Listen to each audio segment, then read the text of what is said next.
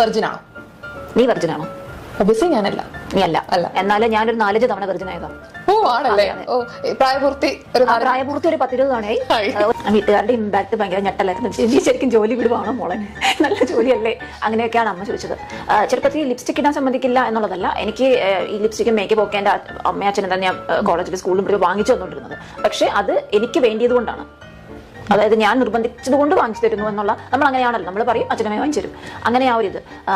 പക്ഷേ പൊതുവെ എന്താണ്, ഇങ്ങനെ ഒരുപാട് ഒരുങ്ങി നടക്കുന്നവരോടും ഈ സ്ലീവ്ലെസ് പോലുള്ള സാധനങ്ങൾ ഇടുന്ന എൻ്റെ വീട്ടിൽ ഇപ്പോഴും അത്ര യോജിപ്പ് കുറവുണ്ട്. അത് അങ്ങനെ തന്നെയായിരുന്നു.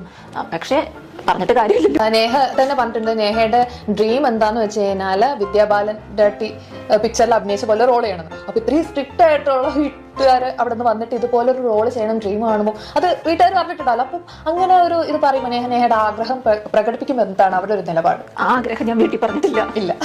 പറഞ്ഞിട്ടില്ല. എനിക്ക് എന്നും എൻ്റെതായിട്ടുള്ള കാഴ്ചപ്പാടുകളുണ്ടായിരുന്നു. നമുക്ക് നമ്മുടേതായിട്ടുള്ള പാഷൻ, ആഗ്രഹം ഉണ്ടായിരിക്കും. അപ്പൊ അതിൽ എന്തെങ്കിലുമൊക്കെ ആയിത്തീർന്നാൽ നമുക്കൊരു സന്തോഷം, സമാധാനം മനസ്സിൽ കിട്ടും. പറയേണ്ടവർ എല്ലാ കാലത്തും പറഞ്ഞുകൊണ്ടിരിക്കും. പക്ഷെ നമ്മൾ എന്താണോ ആഗ്രഹങ്ങൾ അതിന്റെ പുറകെ ഇങ്ങനെ വെച്ച് പോയാൽ അത് കിട്ടും. പിന്നെ എന്റെ ലൈഫിലെ എയിം എന്ന് പറയുന്നത് ഒരു സിനിമാ നടിയല്ല, എനിക്ക് അതിന് മുകളിലുള്ള ആഗ്രഹം എനിക്കൊരു ഇന്റർനാഷണൽ സെലിബ്രിറ്റിയാണ്. അതാണ് കാരണം സിനിമ എന്ന് പറഞ്ഞാൽ അത് ഇവിടെ നിൽക്കുന്ന ഒരു സംഭവം. ഇന്റർനാഷണൽ സെലിബ്രിറ്റി എന്ന് പറയുമ്പോൾ അതിന് വേറൊരു ഇതാണ്. അപ്പൊ അതിന് എന്റെ മുന്നിലുള്ള സോഷ്യൽ മീഡിയയിൽ ഫോട്ടോസ് ഇടുക. എനിക്ക് വേറെ ബന്ധങ്ങളില്ലല്ലോ, ആകെയുള്ള ഒരു ആയുധം സോഷ്യൽ മീഡിയ. നേരിടുന്ന ചോദ്യമാണ് കാസ്റ്റിംഗ് കൗച്ച് റിലേറ്റഡ് ആയിട്ടുള്ള ചോദ്യം. അപ്പം അഡ്ജസ്റ്റ്മെന്റ് ചെയ്ത് കഴിഞ്ഞാലേ സിനിമ കിട്ടൂ, അങ്ങനത്തെ അപ്രോച്ചസ് എന്തെങ്കിലും നേഹയ്ക്ക് വന്നിട്ടുണ്ടോ? ഇതിൽ സംസാരിക്കുന്നത് തന്നെ ശരിയല്ല. എന്താ കാര്യം എന്ന് വെച്ചാൽ സ്ത്രീകൾ സേഫ് അല്ല. നമ്മളിപ്പോ ട്രെയിനിൽ പോയാൽ എല്ലാ സ്ഥലത്തും സമൂഹത്തിന് മൊത്തത്തിലുള്ള അപ്രോച്ച് അങ്ങനെയാണ്. അത് സമൂഹത്തിന് മൊത്തത്തിലുള്ള അപ്രോച്ചാണ് സത്യത്തിൽ മാറേണ്ടത്. നമ്മളൊരു മേഖലയെ പറ്റി പറഞ്ഞിട്ട് പ്രത്യേകിച്ച് കാര്യമൊന്നുമില്ല. കാരണം പിന്നെ നമ്മൾക്ക് താല്പര്യമില്ലാത്തത് നമ്മൾ നോ പറയാം. നോ പറഞ്ഞു എന്ന് പറഞ്ഞാൽ മറ്റൊരാൾ ചോദിക്കണോ എന്നല്ല, ആ ചോദിക്കുന്ന ചോദ്യം തെറ്റാണ് 100%. പക്ഷെ നമുക്ക് സമൂഹത്തെ മാറ്റാൻ പറ്റില്ലല്ലോ എല്ലാവരെയും. വളരെ മോശം ആളുകൾ കാണും, എല്ലാ തരത്തിലുള്ള അലവലാദികളും കാണും. അപ്പോൾ നമുക്ക് താല്പര്യമില്ലാത്തത് നമ്മൾ നോ പറഞ്ഞ് മാറിപ്പോയിക്കുക. അത് തന്നെയാണ് ചെയ്യേണ്ടത്. അത് തന്നെയാണ് culture. Supportive family, supportive husband, supportive wife, അങ്ങനെയൊക്കെയുള്ളതാണെങ്കിൽ അതാ പ്രോബ്ലം വരില്ല. പക്ഷെ അതല്ലെങ്കിൽ ഡെഫിനറ്റ്ലി ബാധിക്കും. അതല്ലെങ്കിൽ കാരണം അതല്ലെങ്കിൽ നമ്മൾ എന്ത് ചെയ്താലും ബാധിക്കുമല്ലോ. സപ്പോർട്ടീവ് ആയിട്ടുള്ളവരാണെ ബാധിക്കില്ല. ഇപ്പം നേഹയുടെ വീട്ടുകാർ സപ്പോർട്ടാണോ? എന്റെ ഫാമിലി ഇപ്പൊ സപ്പോർട്ടാണ്. അതായത് സോഷ്യൽ മീഡിയ കാര്യങ്ങളൊന്നും വീട്ടുകാർ കാണാറില്ലേ? അതങ്ങനെ ചോദിച്ചത് അല്ല, വേറെ ഒന്നുമല്ല. ഇപ്പോഴും പറഞ്ഞു പിന്നെ സ്ലീവ്ലെസ് ഇട്ടാൽ എപ്പോഴും പ്രശ്നമാണെന്ന് പറഞ്ഞോണ്ട് ഞാൻ ചോദിച്ചതാണ്. ഒരു മനുഷ്യന്റെ ശരീരഭാഗം എല്ലാം ഞാൻ എന്റെ എല്ലാ ഭാഗം റെസ്പെക്ട് ചെയ്യുന്നുണ്ട്. എന്റെ നഖം തൊട്ട് ഞാൻ എന്നെ റെസ്പെക്ട് ചെയ്യുന്നുണ്ട്. എന്റെ ശരീരത്തിൽ ഒരു ഭാഗവും മോശമല്ല, മ്ലേച്ഛമായിട്ടൊന്നും എന്റെ ശരീരത്തിലില്ല. ഓക്കെ, ഞാൻ അതിനെ മ്ലേച്ഛമായി കാണുന്നില്ല. അത് കാണുന്നതിന്റെ കണ്ണിന്റെ കുഴപ്പം മാത്രമാണ്. പിന്നെ നമ്മൾ നമ്മുടെ പ്രൈവറ്റ് പാർട്സ് മറച്ചു വെക്കുന്നു, നമ്മൾ ഫോട്ടോഷൂട്ട് ചെയ്യുമ്പോഴും എന്താണെങ്കിലും. പിന്നെ മറ്റെന്ത് കണ്ട അവർക്ക് എന്താ, എന്റെ കയ്യോ എന്റെ കാലോ കണ്ട ആർക്കെന്ത് നഷ്ടപ്പെടാനാ? എനിക്കത് ഇതുവരെ മനസ്സിലായിട്ടില്ല. നിങ്ങൾ ആണുങ്ങൾക്ക് എന്തുകൊണ്ട് ചെറിയ ഡ്രസ്സ് ഇട്ട് നടന്നുകൂടാ? നിങ്ങളത് ഇടാത്തത് ഞങ്ങൾ പെണ്ണുങ്ങളുടെ കുഴപ്പമല്ല. അത് ഈ കമ്പനികൾ ഇറക്കിയിട്ടില്ല ഇതുപോലത്തെ സാധനങ്ങളൊക്കെ. മെൻസിന് അത് ഇറക്കിയാൽ ഇവർക്ക് ഇടാൻ പറ്റും, വേറെ കാര്യം. അപ്പൊ അവർക്ക് എന്തുകൊണ്ട് കുറച്ചുകൂടെ വെറൈറ്റി സാധനങ്ങൾ ഇട്ടുകൂടാ?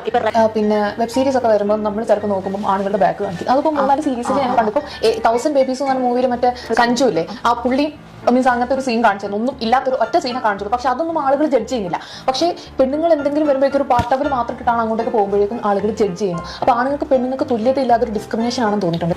ഇക്വാലിറ്റി എല്ലാ കാര്യത്തിലും വേണം എന്നാണ് ഇതിൽ പറയാം. നേഹ വെർജിനാണോ? നീ വെർജിനാണോ? ഒബിയസ്ലി ഞാനല്ല. നീ അല്ല. എന്നാലും ഞാനൊരു 4 തവണ വെർജിൻ ആയതാണ്. ഓ ആണല്ലേ? ഓ പ്രായപൂർത്തി ഒരു 10-20 തവണയായി. ഈ ഒരു ഞാൻ ചോദ്യം ചോദിച്ചതിന്റെ പിന്നിലൊരു കാര്യമുണ്ട്. ഇപ്പൊ കുറെ കുലസ്ത്രീ മഹിമകളുണ്ട്. ഞാൻ വെർജിനാണ്, അല്ല ഞാൻ സംഭവമാണ് എന്നൊക്കെ പറഞ്ഞ് ഒരു ഇതായിട്ട് നടക്കും. ബട്ട് ഇൻ റിയാലിറ്റി അവർ ചെയ്ത് കൂട്ടുന്ന കുറെ കാര്യങ്ങളുണ്ട്. ഓക്കെ, ആ ഒരു കാര്യങ്ങൾ റിലേറ്റഡ് ആണ് ഞാൻ ചോദിക്കാൻ വന്നത്. പേഴ്സണൽ ആയിട്ട് എടുത്തിട്ടുണ്ടെങ്കിൽ സോറി. ഓക്കെ, സോ അങ്ങനെയുള്ളവരോട്, അതായത് പുറത്ത് കുലസ്ത്രീ ആണ്, അയ്യോ അങ്ങനെ പാടില്ല, കല്യാണം കഴിച്ചിട്ടില്ലേ, എന്നാ പിന്നെ അങ്ങനെ പാടില്ല, കല്യാണം കഴിച്ചു കഴിഞ്ഞാൽ മാത്രമേ ഇങ്ങനെ പിന്നെ ഒരു സെക്ഷൽ റിലേഷൻഷിപ്പ് പാടുള്ളൂ എന്നും പറഞ്ഞുകൊണ്ട് നടക്കുന്ന ആളുകൾ. ഇതിനെ പറ്റി പറയാനുള്ളത് അങ്ങനെയുള്ളവരാണ് സത്യത്തിൽ പറഞ്ഞാൽ ആ ഒരു ഇതിനെ നശിപ്പിക്കുന്നതാണ് പറയാനുള്ളത്. കാരണം അവര് വലിയ സംഭവമാണ്, ഞാൻ വലിയതാണ്, പതിവ്രതയാണ് എന്ന് പറഞ്ഞ് അഭിനയിക്കും. പലരും ഇൻസ്റ്റാഗ്രാമിലടക്കം ഫോട്ടോസ് ഇത്രയുള്ള കൈയൊക്കെ ഇട്ട് ഹാഫ് സാരിയൊക്കെ എടുത്ത് തന്നെ ഫോട്ടോഷൂട്ട് ചെയ്യാം. അങ്ങനെ ഒരുപാട് പേര് എനിക്കറിയാം. പക്ഷേ സത്യത്തിൽ ഇതിന്റെ പതിവ്രതയാണ് എന്ന് അഭിനയിക്കുകയും മറ്റ് സ്ത്രീകളെ കുറ്റപ്പെടുത്തുകയും ചെയ്യും.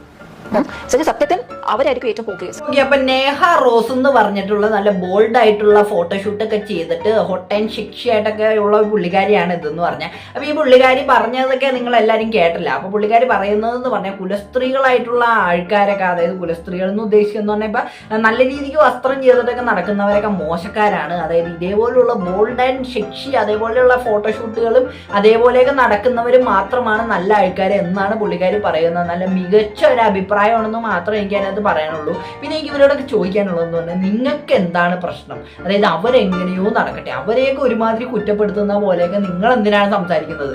ഇപ്പം നിങ്ങളുടെ ഇഷ്ടമാണ്, നിങ്ങൾ എന്ത് ഡ്രസ്സ് ഇടണം അതൊക്കെ നിങ്ങളുടെ ഇഷ്ടമാണ്. പക്ഷെ ഒരു പരിധി ഉണ്ട് എല്ലാത്തിനും. അതായത് ഇപ്പം നമ്മൾ കാണുമ്പോഴാണെങ്കിലും നമ്മൾ അതായത് ഇത് തന്നെ ഈ ഇൻസ്റ്റാഗ്രാമും അതേപോലെ എന്തൊക്കെ തുറന്നാലും ഈ സാധനം തന്നെ, അതായത് ഇപ്പം ആണുങ്ങളുടെ ആണെങ്കിലും ഇപ്പം പെണ്ണുങ്ങളുടെ ആണെങ്കിലും ലൈംഗിക ദാരിദ്ര്യം എന്ന് പറയുന്ന സാധനത്തിനെ മുതലെടുത്തിട്ട് അതുവഴി ജീവിക്കുന്ന കുറേ പേര്, എനിക്ക് അത്രയാണ് ഇവരെയൊക്കെ കണ്ടിട്ട് തോന്നുന്നത്. അല്ലാണ്ട് എനിക്കിപ്പോൾ ചിലർ നമുക്കിപ്പോൾ ഞാൻ തന്നെ ഇപ്പോൾ പലരെയും വിമർശിച്ചിട്ടുണ്ട്. അപ്പോൾ ഇതേപോലെയുള്ള ഫോട്ടോഷൂട്ടുകളും ഇത് ചെയ്യുന്നതിൻ്റെ അടിയിൽ വരുന്ന കമൻ്റ് ഇടുന്ന മാരെ ഞാൻ വിമർശിച്ചിട്ടുണ്ട്. പക്ഷേ ഇതേപോലെയൊക്കെ പറയണത്, ഇതേപോലെയൊക്കെ കാണിച്ച് നടന്നിട്ട് അപ്പോൾ നമുക്ക് ഇവരെ മാത്രം കുറ്റപ്പെടുത്താം, അതായത് കമൻ്റ് ഇടുന്നവരെ മാത്രം കുറ്റപ്പെടുത്താൻ പറ്റില്ല. ഇവരുടെ ഭാഗത്തും തെറ്റുണ്ട്, രണ്ടുപേരുടെ ഭാഗത്തും തെറ്റുണ്ടെന്ന് മാത്രമേ എനിക്കൊരു വിഷയത്തിനകത്ത് പറയാനുള്ളൂ. അപ്പോൾ എന്താണ് ഇതൊക്കെ കണ്ടിട്ട് നിങ്ങൾക്ക് പറയണത്? ഈ വീഡിയോയുടെ കണ്ടിട്ട് ഇഷ്ടപ്പെടാൻ മാത്രമല്ല സബ്സ്ക്രൈബ് ചെയ്യുക. അപ്പോൾ എല്ലാവർക്കും അടുത്തൊരു വീഡിയോ കാണുന്നൊരു